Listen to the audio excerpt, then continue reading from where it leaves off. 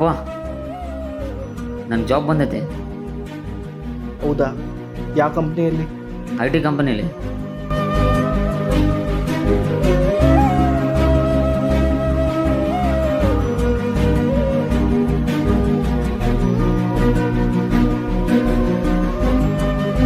ಅಲ್ಲ ರೀ, ಅವ್ನ ಕೆಲಸ ಬಂದೈತೆ ಅಂತ ಸಂತೋಷ ಪಡೋದು ಬಿಟ್ಟು ಯಾಕ್ರಿ ಸಿಟ್ ಮಾಡ್ಕೊತೀರಾ?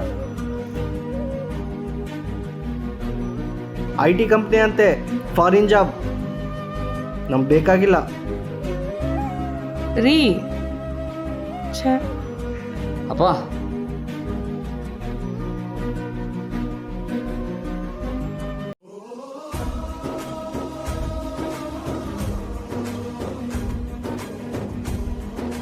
ಅಲ್ಲ ಕಣೆ, ಚಿಕ್ಕ ವಯಸ್ಸಿನಿಂದ ಅವನು ಹೊಡೆದು ಬೆಳೆಸಿದ್ದೀನಿ.